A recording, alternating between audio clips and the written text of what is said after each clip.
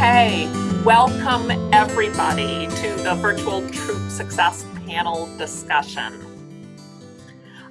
I am Sarah Chaffee. I'm from the Girl Scouts of the Green and White Mountains, which is located in both Bedford, New Hampshire and Williston, Vermont.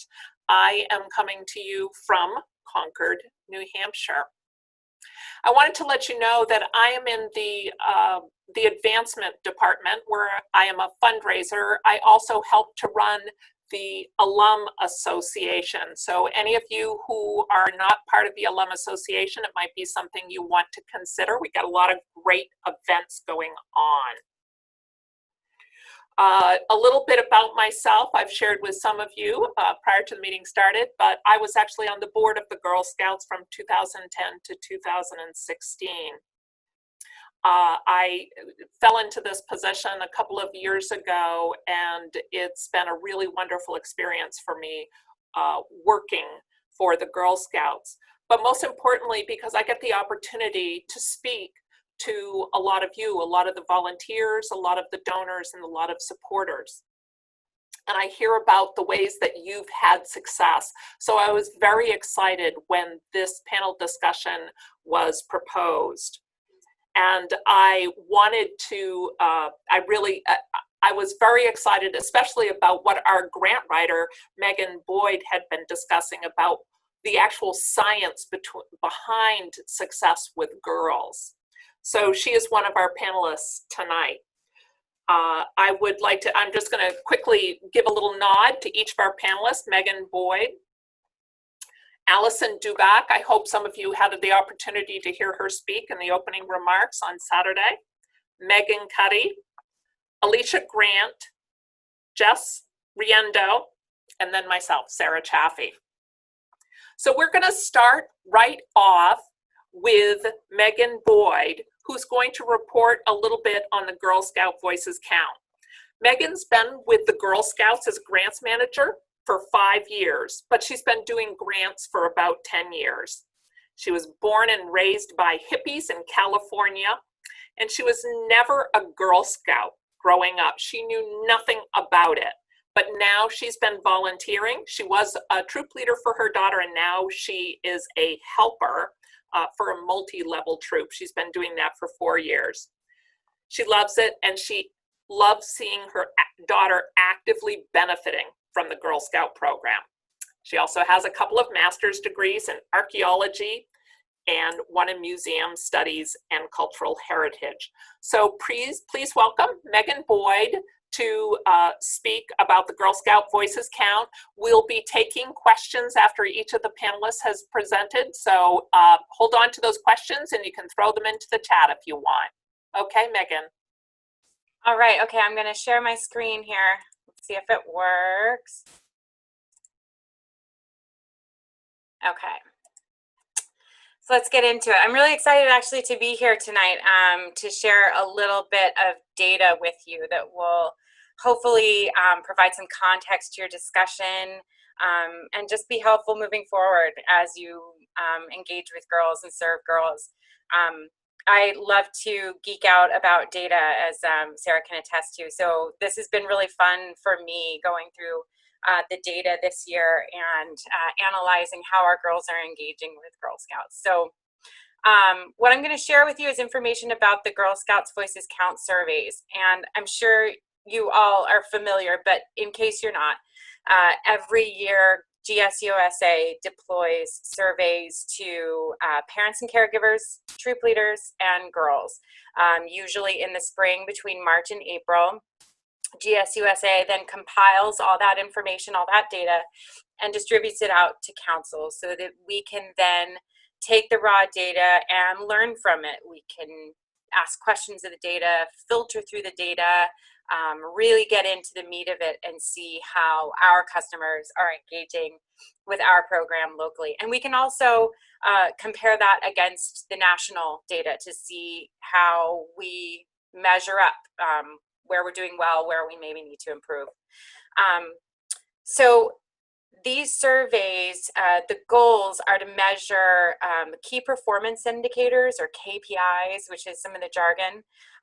For our purposes, Girl Scouts Voices Count, those key performance indicators are satisfaction with the program, intent to stay, and recommendation. So whether or not someone's going to recommend our program to others. So we want to look at those things, and we do every year. We look at our progress over time, year over year, how we're doing on those things. We look at our customers, customer experience, and we look at the impact of Girl Scouting, so particularly among girls.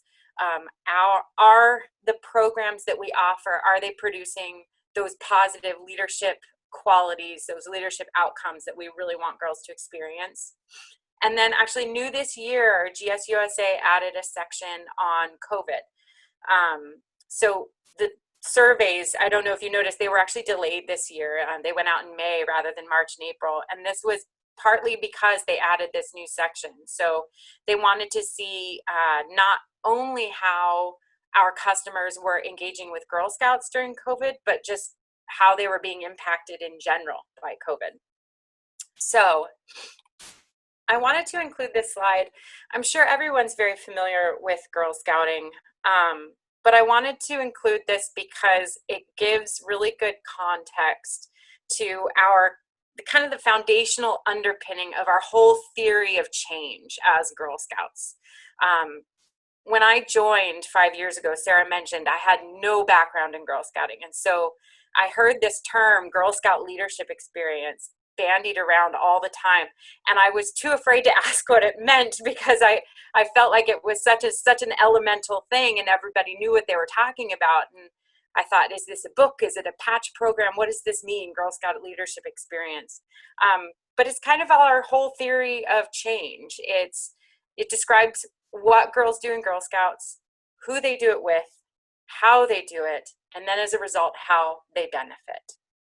So the whole theory is that when girls experience a variety of activities, which is defined as 4 or more foundational Girl Scout activities, this can be the cookie program, journeys, community service, outdoor programming. If they experience 4 or more of those, if they have supportive adult relationships in their troop mentors, their troop leaders, if they see them as supportive adults, and if they participate in the 3 Girl Scout processes, those processes are activities that are girl-led, number 1, cooperative activities, and hands-on activities. If they do those 3 things through their Girl Scout activities, then the result will be the development of the 5 Girl Scout leadership outcomes. And there's going to be a slide on those outcomes a little later, but those outcomes, if you're not aware, are sense of self, positive values, challenge seeking, healthy relationships, and community problem solving. So when we're looking at these surveys, this is one of the foundational ways that we can look at the data and try to understand, are we offering these elements? And if so, are the girls benefiting as we believe they should? So let's break it down. In terms of variety of activities, 63% of our girls said that they experienced a variety of activities in 2020. The majority of girls are doing, the cookie program and badge work, but fewer are doing things like community service, going on field trips and going outdoors. Now, a lot of this, in terms of, like, you see overnight camping down at the bottom, that had to do with COVID. The interruption in the program year meant that girls couldn't do a lot of this stuff. However, even keeping that in mind, this data is pretty consistent year over year. So you look at the 2019 data, and even going back years before, this pattern is pretty consistent. But it's great that 63% of our girls did experience 4 or more of those foundational activities. Oh, I'm letting someone into the waiting. Okay. Next one. Here we go. 74% of girls say that they have supportive adult relationships. Again, this is really great. This is really positive. This metric is made up of several different components. Caring, mentoring, belonging. Do girls feel like they belong? and safety. Do girls feel safe when they're a part of their Girl Scout troop? And as you can see, these percentages across the board locally are really high. This is particularly important because when you dive deeper into the data, national data and local data shows that when girls have supportive relationships with their troop leaders, their intent to stay increases significantly. And that makes sense. When a girl feels supported by their troop leader, they're going to come back. She's going to come back. Next one. However, only half of girls, 51%, say they experience all three of those Girl Scout processes. Younger girls in particular need more opportunities to lead and more learning by doing activities. This is pretty consistent with national data as well, sort of the same thing that they're seeing on the national scale. In terms of collaborative or cooperative learning, we're doing well, but about 51% only them have experienced all three Girl Scout processes. So I was really interested actually when I was going through this data to see just how impactful doing those three Girl Scout processes are. How much of a difference does it make for girls' experiences?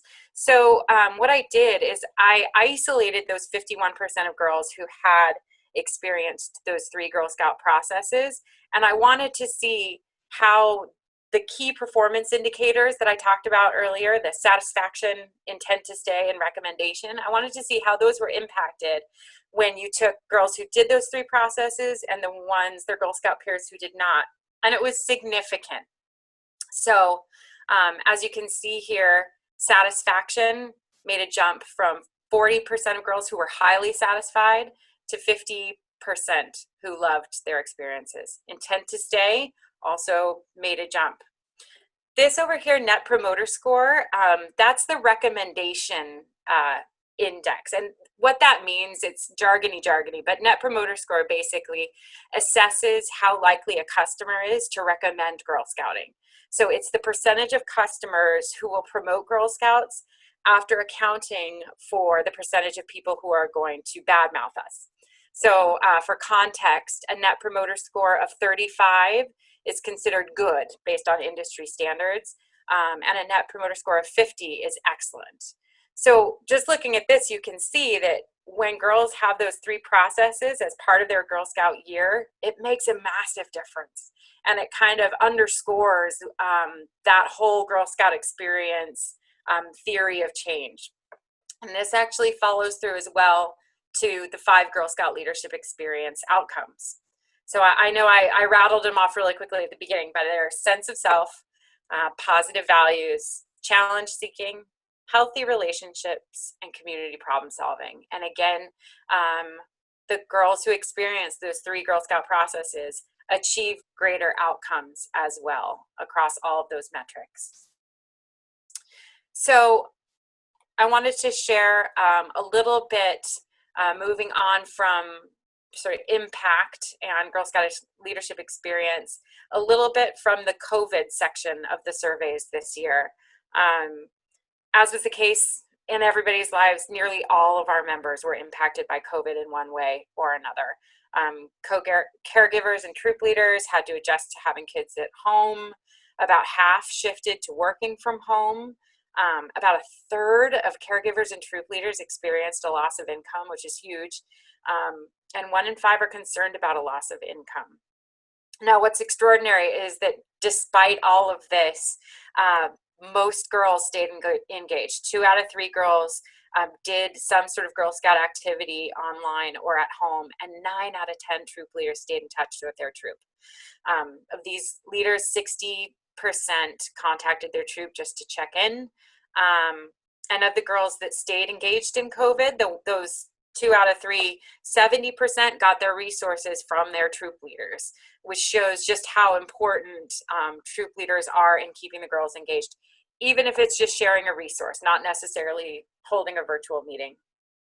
So that was really positive to see.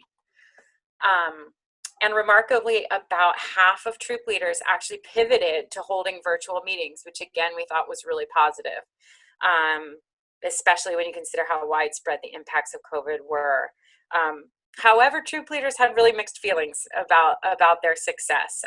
Fewer than half of leaders felt very successful in getting girls to attend and engage in meetings, and they rated parent interest low. And that makes sense. You know, there's so many people who are impacted by COVID, and people are switching to working at home and doing remote learning.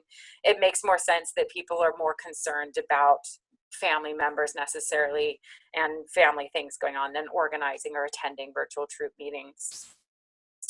But given that this fall, a lot of things will remain virtual, not sure for how long, but we wanted to ask what types of online activities girls really were interested in.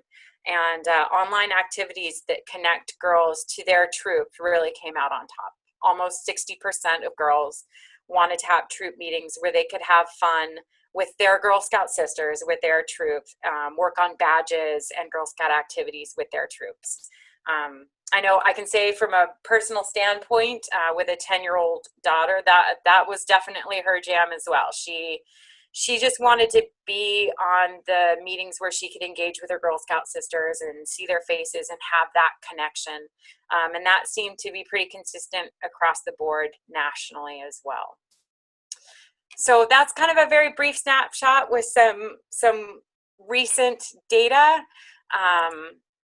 I'm going to stop sharing my screen and answer. Let me check the chat.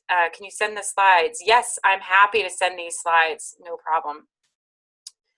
Have the percent of the 3 process gone down since we dropped face-to-face training, which had a lot of the, yes. So that's an interesting question. And I'm not sure. That's something that I can ask of the data. I'm not sure. One thing that did come up is on the section on the troop leader results from the Girl Scout Voices Count, the troop leader results, there's an extensive section on training and what troop leaders receive training in and what they want to receive training in. And only 9% of troop leaders say that they received targeted training in those 3 processes. So when you juxtapose that against how meaningful these processes are, that's one of the reasons why going into this data is really important for us, because that should flag to us, okay, we know what's impactful, we know what's making a difference, but the troop leaders aren't getting the training necessarily to deliver that. So I don't know if the 3 processes have gone down since we started face-to-face training, but that's something that I can certainly look into and look through past data. Any other questions? If you have a question, oh, go ahead. No, I'm just going to have people hold them till the end. Okay. Because I bet you're going to have a lot of questions. But I wanted to move. I wanted to move into the next portion and introduce some of our troop leaders who are actually having success with their virtual troops. The first person that I'd like to introduce is Allison Dubac. Actually, I don't know a whole lot about you, Allison, so I'm going to have I did not send you my information. I know. So, so I'll let you do a quick self-introduction. Like it's been crazy over here. So, hi, I'm Allison. I currently work at Williston Central School here, which is a nice 5-minute walk from my house. I'm support staff there right now. I work with 7th and 8th graders and 3rd and 4th graders. And we are hybrid right now, so we're in person and online. Although I'm at school in person every day, but my kids are not. Let's see. I once worked at the Girl Scout Council long ago, when it was, I worked at the Girl Scouts of the Green White Mountains and was there for the merger with Swiftwater. So, and I was there when the Girl Scout leadership experience was introduced. So I knew all about that when I became a leader. And actually, while I was working for the council, I had my first daughter, who is now 11 years old, and she is now a cadet. Jess's face right now. Yeah, and then I have a 8-year-old daughter as well, and she's a brownie. And I'm the leader of both of their troops, because of course I am. And it's really fun for me. And I try to do all those things as much as possible. You know, like I always tell them when we start our meetings every year, this is your troop. You know, it's Girl Scouts, it's not Mom Scouts. We're not going to tell you what to do. We want you to figure it out. And so, yeah, that's basically, I think that's pretty much everything about me that you need to know. So can you And I live in Williston, Vermont. I should say that too. Can you share with us some of your successes you've had with virtual meetings? Okay. Well, you know, as soon as our school closed and we had to go, you know, figure things out, I knew that we had to get on Zoom, like as soon as we could, because I did not want to lose contact with these girls. And especially my older troop, I knew my younger girls, I did not really want to overburden the parents, because I knew that the younger girls' parents were feeling pretty overwhelmed. But the older girls, my older girls were very self-sufficient, and I knew that they can get themselves online. And, you know, like I communicated with them and, you know, their parents at the same time via email. So they, you know, they got on their meetings themselves, and I knew that they wanted to. I knew they wanted to see each other. So I knew I had to find a way to do that. So we met on Zoom. A couple, I don't remember. I think it was exactly when we were supposed to meet in person. Like we had our meeting schedules every other Sunday. And a lot of these girls have been with me since first grade. There's just a couple that came, I think, joined 2 years ago maybe, but most of them have been there for a long time. So we, you know, I knew that they wanted to see each other. And so we kept our meeting schedule pretty much like it was before. We had a few meetings that we spread out a little bit more. But, you know, I know, like, I think I know what I would have done differently too. Like, I feel the meetings were somewhat successful and that everybody was always there. But I feel like if I had to do it again, I would make them more interactive, because everybody, as the meetings went on, you know, as the weeks went on, everybody was sick of being in online meetings, you know. And I knew that also I also met with a group of 7th and 8th graders from our school online every day, to check in with them. And as the weeks went on, their eyes were dead. And they were just done. So, you know, but we still did our community service. We still, you know, I'm seeing a question that I can actually work into what I'm saying, which is, what was the format of our meetings? I kept them pretty similar to what we would have done before. I mean, in our regular meetings, we did the promise and law, and then we would sing a song every time, and then we would do business, and then we would get on to whatever we were doing. And we didn't do all that. I mean, we tried to sing a song once where I had everybody mute, because you can't sing on Zoom. I don't know. You all probably know that by now. Singing together on Zoom, not recommended. So we muted and we watched a Girl Scout. It was the Moose, you know, who likes to drink a lot of juice. That one, you know, that one. So we watched that on YouTube together. And I was like, okay, if you guys want to sing, you can, but you got to mute. So I don't know. I sang. So I don't know if they sang. But I just wanted to have a little something. But also so we finished up the badge that we were working on before everything shut down, which was the Simple Meals badge. And they just finished it up with their families instead of doing it together. Because that was who they were with, and they were with their families. And it was just easy for them to do that. And so everybody did that, and they all took pictures of the things that they made, and they sent the pictures. And then when everybody was done, at our next meeting, we looked at all the pictures of what everybody made, and then each girl talked about what they made and what they did. And then after that, what was the next? I totally forgot what the other badge that we did. We did do another badge that was optional. I was like, if you're not feeling it, if you're feeling stressed out and whatever, you don't have to do it. But, it's animal habitats.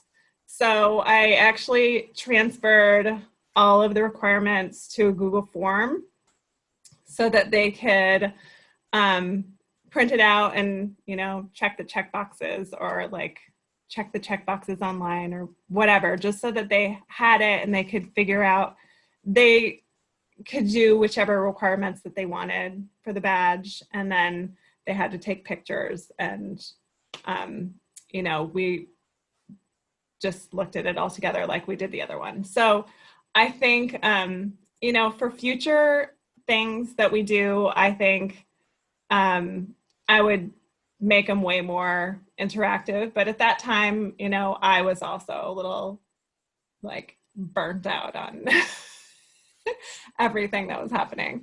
But that's really good. That's really wonderful. I think that, you know, that information, to have it more interactive is a good piece of information. Yeah. I want to make sure that we have time to hear from all our panelists. Right. So we're going to move on to Megan Cuddy, who is from Dover, New Hampshire. She is in her 29th year of Girl Scouting, a Gold Award girl, and she's a troop leader of an ambassador troop. Community support coordinator. She is the board chair of our alumni advisory board, and also a national delegate. So, Megan, let's hear about your virtual troop success strategies. Hi, everyone. As mentioned, I'm Megan. So I have an ambassador troop, and I just actually looked up our calendar. We use Band, the app. I don't know if any of you use it, but it basically allows the girls to have a calendar, and you can do RSVPs and everything. So I just went through it real quick to say, like, what am I forgetting? And we actually started meeting about a week after everything shut down. And the first few meetings were kind of what are we doing? How is everyone doing? Is everybody emotionally okay? Because when you have ambassador Girl Scouts anyways, that's half of your meeting on a regular basis. So we wanted everybody to just feel comfortable and let them know that it was still their space. And even though we were virtual, we weren't meeting in the same room, that we wanted the girls to still feel like it was their troop meeting. So after we had a couple meetings of just them kind of using it as a, not event space, but just a space to get together, we felt like we needed a little bit more structure. So we asked the girls, and we said, what do you want to see from these meetings? Because it doesn't look like it's going to be the 2 weeks that, you know, everybody thought that the world was shutting down for. Who knows? So what do you want to do? And my co-leader and I had talked previously about ideas that we had that we could kind of feed into the conversation if needed. But we also have really strived to have it be a very girl-led troop, with us guiding them into some particular thoughts and into some particular avenues, but not us saying, this is what we're going to do. So the girls actually decided that each one of them, and it's a small troop, only 5, that each one of them would plan a meeting. And at that point, we went from meeting every week to every other week. So each one of them was going to plan a meeting, and they were going to either be a presenter at the meeting or find someone to present. So our first meeting was supposed to be one of the girls presenting how to do like an art piece. So like a paint night, but a couple days beforehand, she got a little camera shy and said that she wasn't ready for it. So I reached out to the Alumni Association and said, oh no, we have a meeting this week. This was supposed to be our first like guest type thing. Who can help? And we were lucky enough that we actually were able to have a state representative come to our meeting. So that was really cool because the girls, it was the perfect fit based on what the girls had had for an experience. So when they had gone to the Global Leadership Conference the March prior, they were really engaged and really interested in learning about politics and welfare and how to help other people. And so learning from a state representative what they do and how they, as a high school student, could help with that vision was really cool. So we had that meeting, which, because it was our first guest, it was a little bit more difficult for the girls to be interactive.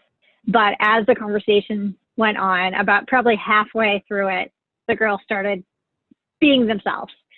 So then we planned for a budgeting meeting with someone that we know from one of the like teen, not teen centers, but a teen facility that's in town, because the girls said they wanted to learn about budgeting and they wanted to learn about both budgeting for their troop and for themselves and how to look at college and all these big thoughts. That one we ended up actually canceling because even though they said they wanted to, when it came down to RSVPing, only 2 of the girls were interested. So probably our 2 most successful meetings were learning about skincare and meeting with a chef. So the skincare meeting, we had a friend who sells Beauty Counter, but she was not like selling Beauty Counter. She was just talking about how to care for your face, not naming her products or anything, which was perfect. And she went over, you know, the steps that a teen should take to take care of their face. And if they have this type of skin, what to do. And if they have this type of skin, what to do. And the girls were really excited to learn about that. They also asked her questions about makeup, and half the stuff I was like, I don't know what they're talking about because I wanted them to teach me how to do makeup. But and then I'd say probably our most interactive meeting was meeting with Chef. So Chef is actually one of the home ec teachers at our high school. And one of our girls had culinary arts with her this year. And was like, I think that she'd be great to be a guest. All right. Well, what do you want her to do? What do you want to do? And very much continuing to make it be girl-led. So the girls decided to make cheesecake. So the chef was awesome. She set up her phone in her kitchen, or iPad, I don't know what she was using, and would show the girls exactly how to mix it in, how to do each step. She had given the girls, us a list to send to the girls of all the ingredients beforehand, so everybody could actually make it all together, which was awesome. Everybody could make the cheesecake on their own, but feel like they were doing an activity together. So I'd say that was probably the most interactive because well, everybody was doing something and people had questions as they went along, whether it was, did I measure this correctly? Or I don't really like strawberries, so what else can I use? But I'd say what really worked for our troop was that the girls were the ones that were deciding everything. So there was a question, did we provide supplies or were the families responsible to buy them? So we asked the girls that because they do have a little bit of a piggy bank right now. And they said that their families would be fine to supply them. It was at the time that like my family was only going to the grocery store for 2 weeks. So we did make sure that we gave everybody an ample amount of time and asked the girls to make sure that they asked their parents and not tell them, but ask them if they could go to the store and not to spring it on them at the last minute, not knowing how COVID conscious everybody was. So, sorry, you muted. Thank you. Sorry about that. Thank you so much, Megan. That was really wonderful. I love the cheesecake. Next, we're going to hear from Alicia Grant. I'm also going to ask Alicia to do a self-introduction. I know you're from New Ipswich. No, I'm sorry, I got that wrong. I'm from Hooksett. Hooksett. Hi. So I lead a multi-level troop. At the time that COVID started, I had daisies through second year juniors. I've been a leader for 4 years. I have 2 daughters myself, which is why I lead a multi-level troop because I had a daisy and a junior. And they both obviously wanted me to be their leader, and I couldn't juggle the way that Allison did to have 2 troops. I couldn't do it. So my troop has 12 girls in it. We started at the beginning back in March with having Google Meets. So we would just go on our meeting nights every Tuesday. We cut our time back to half an hour instead of an hour because it was too long for our daisies to be online after Zooming for school. So we shortened our time. We kept it down to just chit chat for the first 2 weeks. And then I sat in there and I tried to come up with some ideas with the girls of what they wanted to see, what they wanted to have happen. Some of them were just really open and they're like, I don't know, but I want to work on a badge. I'm like, okay, I can work with that. So I came up and I messaged some of their parents afterwards to get more information from the girls. The juniors kind of picked the avenues that they wanted, whereas the daisies were like all over the place with their thoughts. So I just kind of tried to incorporate fun things that I knew my daisies liked already, and then geared my juniors to pick things that would work with them too. So we did a bunch of different activities. We had scavenger hunts in their house. Those were fun, time crunchers. We would say a riddle and they'd have to find something that answered that riddle. That was fun. The daisies loved that. And then I would pass the baton to one of the girls who answered it first and came back first on camera with the item, making sure everybody had a turn. So that was a big one. We did virtual bingo. They liked that one too, because then I'd mail them prizes. So that was a big winner there. Another couple things that we did, I did drop-offs for the porches as the weeks went on. So we did a cupcake decorating virtually. So I contacted a bakery and had them come up with little kits for decorating cupcakes. And then I brought them to everybody's house and did porch drop-offs. So I'd message the parents when I would be out delivering, and then so they'd be home. Because otherwise I had that happen the first week. So we did a cookie tasting and things melted because people weren't home. So learned from that mistake, made sure they were all there to drop off. And then we met we met the following day and we did our decorating all together on Zoom, and the kids loved that because they got to see each other and work together on it, which was huge, especially for my troop, because we had planned a cupcake wars to happen in April for our tire service unit. So we had bought all the supplies. We'd spent months preparing for it, and they couldn't do it. So they were so upset. So it was a very big money spending event for us because bakeries aren't cheap. But having that, it really put like a nice shine on it for them. They didn't feel like they had lost out so much. So that was a big perk up for them.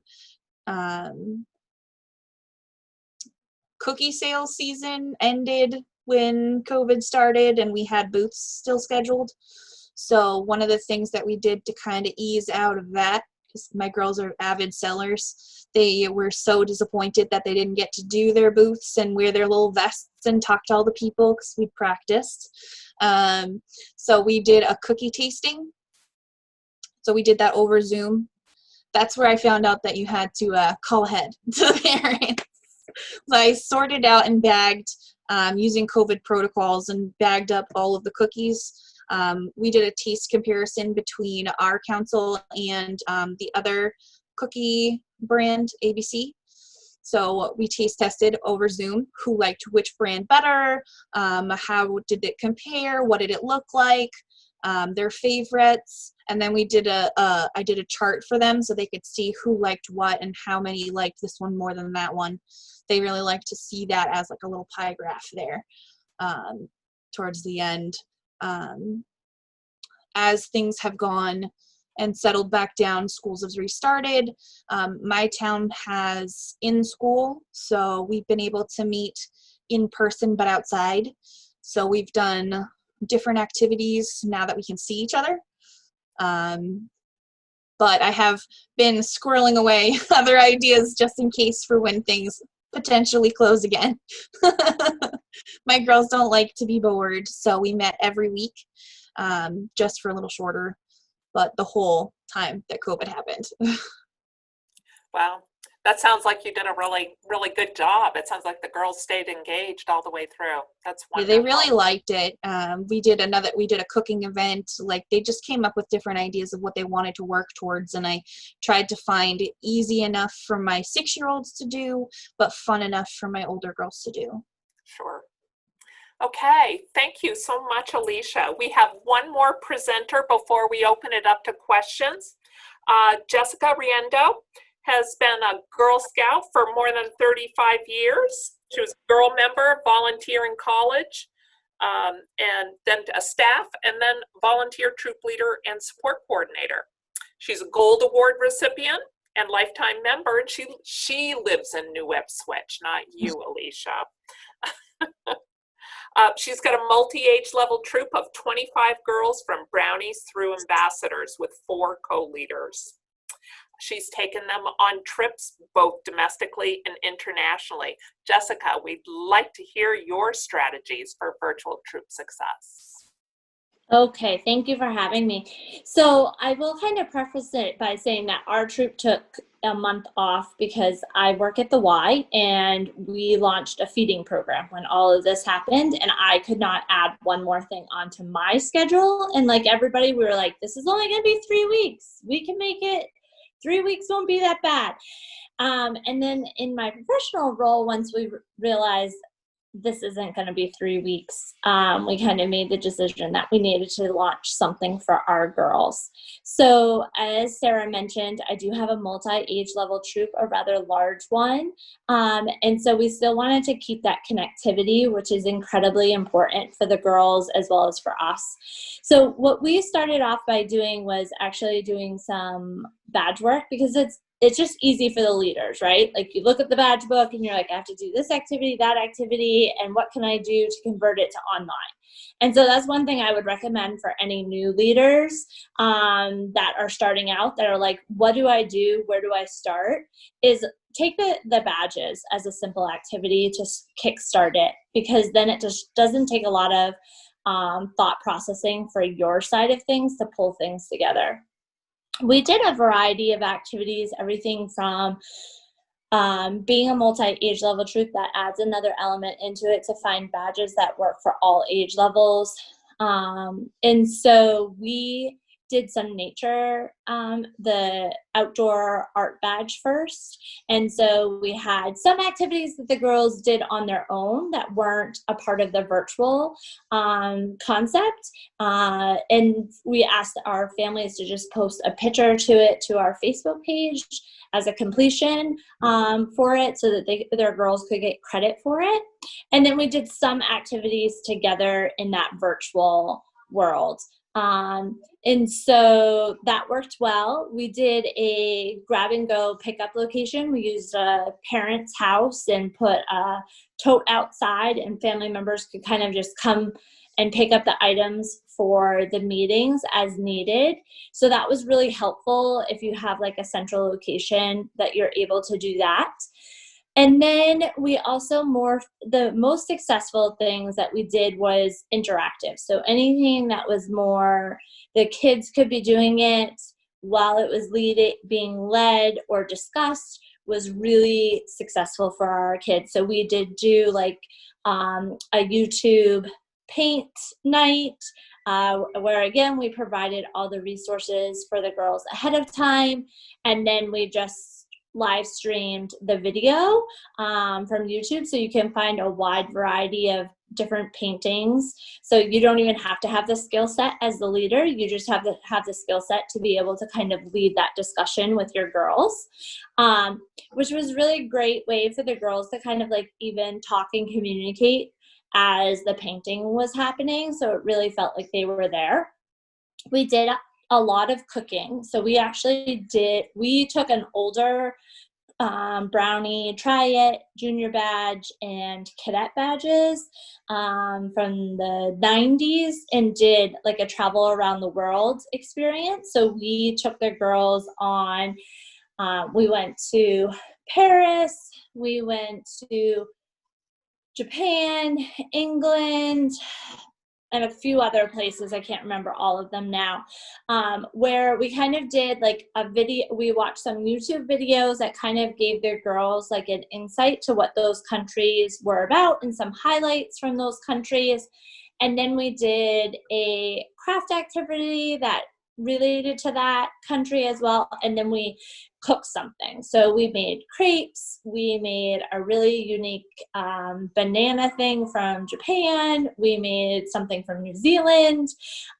We had a tea party with the girls where they put on fancy hats and got dressed up for it.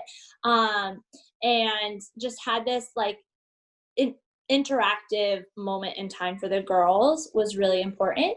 We also did like kind of an Iron Chef meets like weird concoction in your refrigerator thing. So we provided them with different ingredients ahead of time, but then they had like 20 minutes to find certain ingredients in their own house to decorate cupcakes.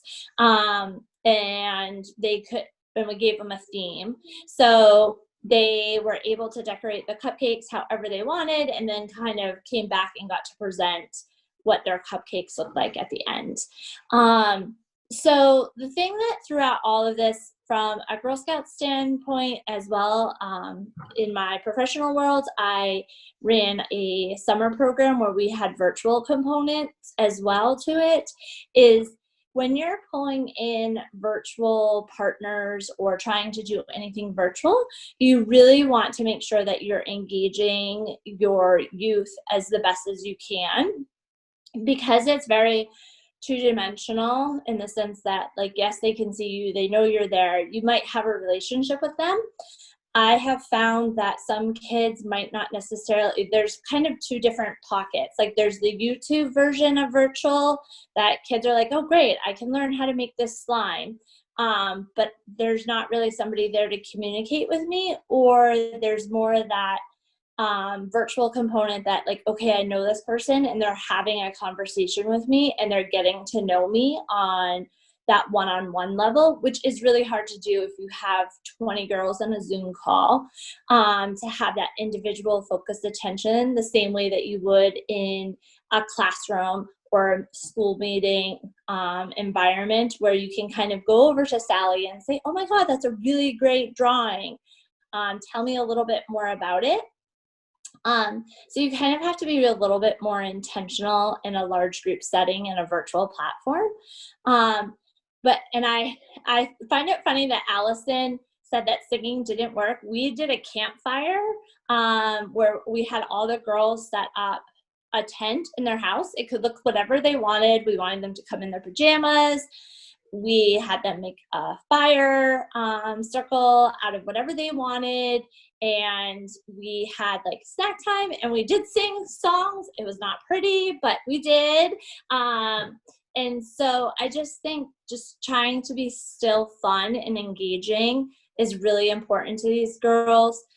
I know that they spend a lot of time on virtual side of things with school now, but Girl Scouts is so different than from school that it is more interactive and what project learning based, where school is typically more worksheet based and very like, you have to do A, then you have to do B, then you have to do C to get to the end results. The other thing that I would really encourage people to do is look, there's a ton of great virtual Facebook groups for Girl Scout leaders out there, and councils all across the nation are doing some really great virtual programming.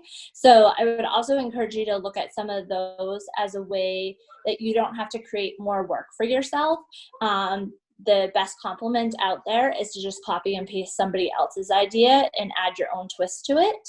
So there's a lot of amazing things out there right now with technology and just adapting it to work for your own families. For some of our food workshops, we did have our families kind of cover that cost, but we did work with any family members that kind of said like, hey, I can't go to the grocery store, or I can't afford this. We made those adaptations, but for most of the craft items that we did, we just had those as grab and goes. Great. Thank you so much, Jess. At this point, I would like to open this up to our participants and see if there are any questions for our panelists. You can either raise your hand and then unmute. I'm not seeing any questions, but okay, Isabel. Okay, I didn't unmute. I am not a troop leader at this point, community leader, BSC, and stretching things. Does anyone have any good hints about getting participation right now? I have leaders who are saying we're just too busy with our kids and school starting to have a lead meeting, but we're going to do it the first Monday of October. I picked the date and we're going to do it. I don't know how many of my leaders who might normally come to a meeting physically will actually come. And I was just wondering if there are some, like for physical meeting, we always have something catchy at the beginning to get people talking or doing. But any hints on a successful adult leader meeting? Thank you, Isabel. Do any of our panelists have any thoughts on that?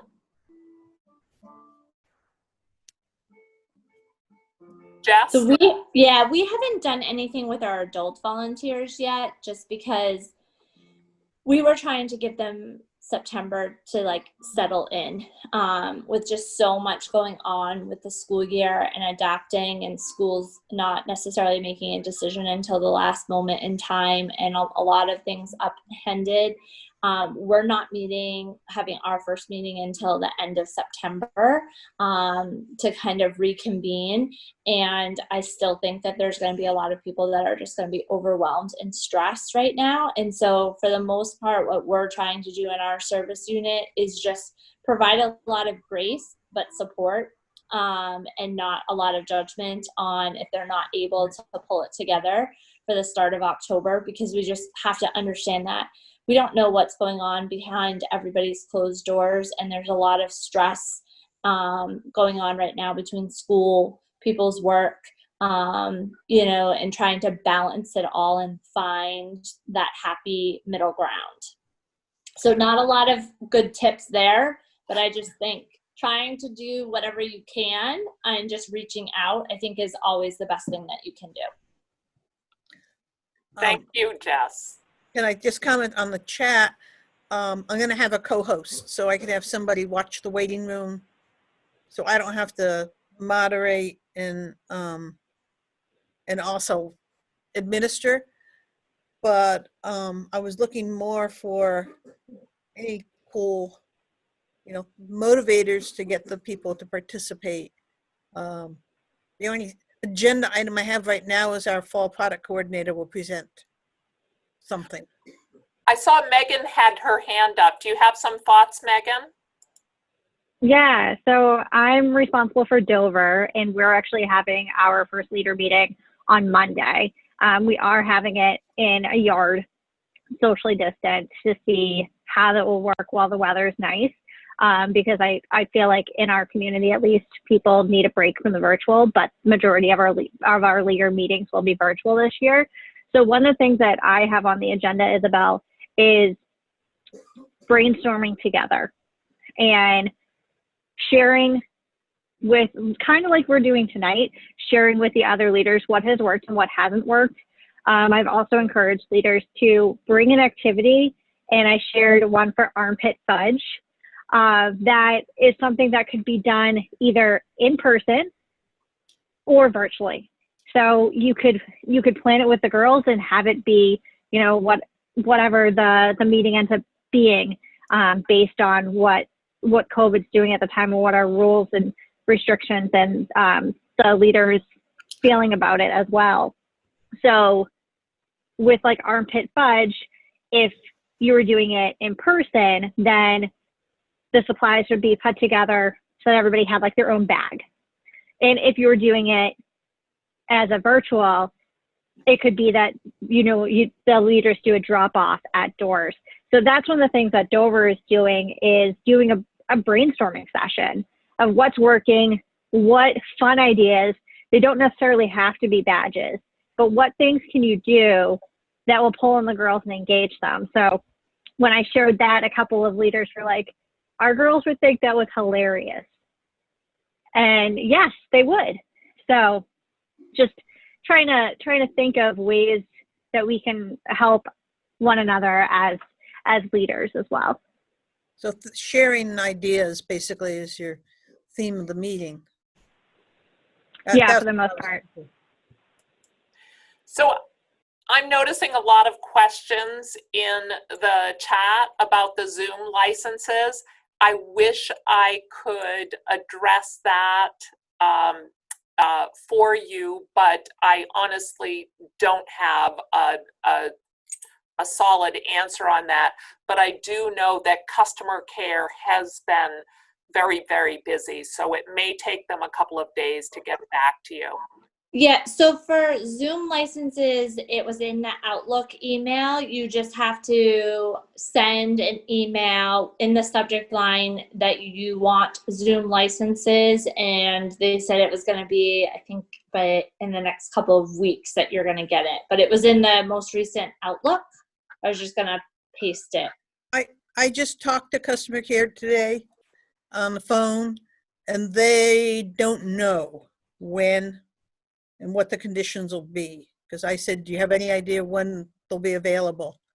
Because I have council staff who said they will start a Zoom meeting for me to do with my community and then hand the leadership of it, the hosting over to me.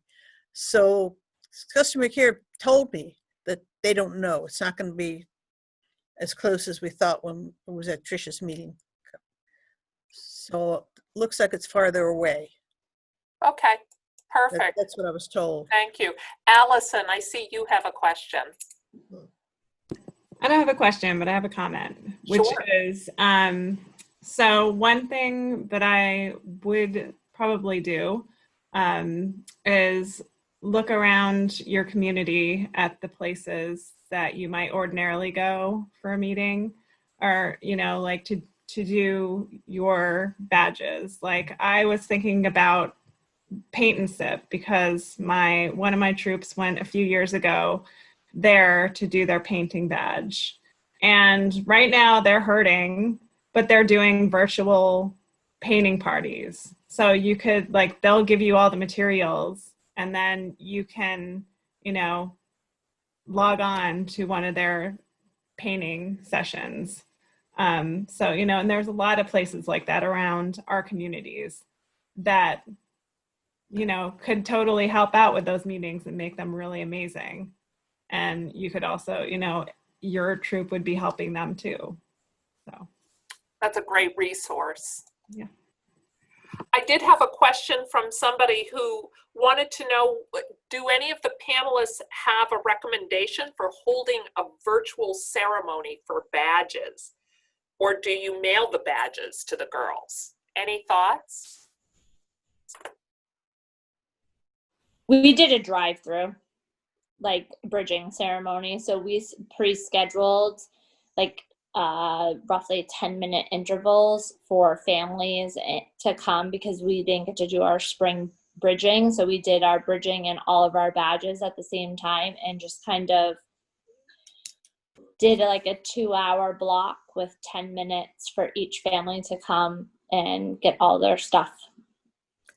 We only do, for our troop though, so each troop is kind of different because we only give out our badges twice a year. We usually do one after fall product and then we do one at the end of the year. That just has worked well for our troop. I know other troops kind of give them out as girls complete their badges. So that's just a personal preference, but that's what we did this year. Any community ideas? Or I think community activities would probably be too much right now. Do you mean community service? No, I mean something that would involve more than one troop. Like a bridging within a troop is one thing, because it took 2 hours to bridge one troop. But you probably couldn't do a community bridging like we would do in normal times. You wanted to use that phrase. Yep, at this time, we're not allowed to do any multi-troop events. I had inquired about it with my troop because we are very small. If we could do something with another troop that's also very small, it would be under 10 in total between the two troops. And they don't want to mix up groups right now. Even virtually? Virtually, I think would be a different story. Okay. I was trying to brainstorm the other night with my leaders, and I brought up the possibility of doing a scavenger hunt. I think that would have to be girls and their families, because I was trying to come up with something. We usually do trunk or treat, and I kind of wanted a fall activity. And then the thing I thought of, and I have to gauge whether there's going to be interest, is I thought we could do recycled costumes, and then girls could send in photos and we could have a contest, but I don't know whether it's going to be well received or not. But it's definitely something girls could do at home. Girls could do if their troop has started meeting again. Trying to come up with something. That sounds like a great idea.